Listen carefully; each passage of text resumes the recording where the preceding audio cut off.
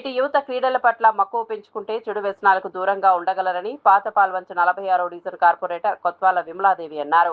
పాల్వంచ పట్టణంలోని శ్రీనివాస కాలనీలో జిల్లా క్రీడా మైదానం నిర్వహిస్తున్న వేసవి సమ్మర్ కోచింగ్ శిబిరాన్ని ఆమె సందర్శించారు. ఈ సందర్భంగా క్రీడాకారులతో మాట్లాడిన విమలాదేవి శిక్షణ శిబిరాలను సద్వినియోగం చేసుకుని కఠోర సాధనతో ఉన్నత స్థాయికి చేరుకోవాలని సూచించారు. జాతీయ స్థాయిలో గుర్తింపు పొందేలా కృషి చేయాలని ప్రోత్సహించారు. యువత క్రీడలపై దృష్టి సారిస్తే ఆరోగ్యవంతమైన సమాజ నిర్మాణానికి దోహదపడుతుందని చెప్పారు. అనంతరం క్రీడాకారులకు నాణ్యమైన శిక్షణ అందిస్తున్న కోచ్లను శాలువాలతో సత్కరించారు. కార్యక్రమంలో జిల్లా క్రీడాధికారి పరమానందరెడ్డి, సి సతీష్ కుమార్, క్రీడా సంఘాల ప్రతినిధులు, కోచ్లు, క్రీడాకారులు పాల్గొన్నారు. ఆర్ఎం ప్రశాంత్కి, ఇక్కడ ఉన్న కోచెస్ అందరికీ కూడా ఇంత మంచి కార్యక్రమాన్ని మన పాల్వంచలో వీళ్ళు జరపడం చాలా సంతోషంగా ఉంది.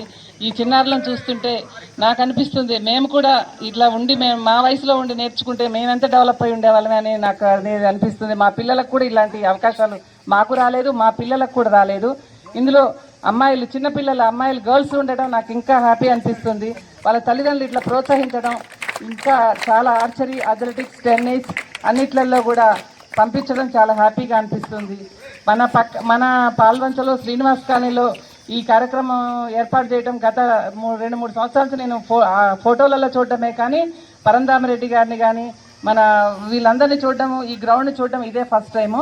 ఇక్కడ ఆడే కబీర్ కూడా మాకు ఎప్పటి నుంచో పరిచయం, తను కూడా మంచి స్పోర్ట్స్ మ్యాన్. ఇలాంటి కార్యక్రమాలు ఇంకా ఎన్నో నిర్వహించాలి, ఇంకా డెవలప్ చేయాలి. అందరి సహకారంతో మహేంద్ర గారు ఇంకా డెవలప్ చేస్తారని, పరంధామరెడ్డి గారి సహకారంతో, వై వెంకటేశ్వర గారి సహకారంతో చేస్తారని ఆశిస్తున్నాను.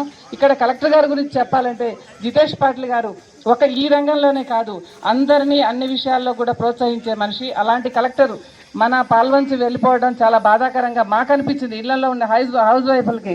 ఇప్పుడంటే నేను కార్పొరేటర్ అయ్యాను, హౌస్ వైఫ్లకు కూడా అతన్ని చేసే కార్యక్రమాలను మేము ప్రతిదీ అబ్జర్వ్ చేసేవాళ్ళము.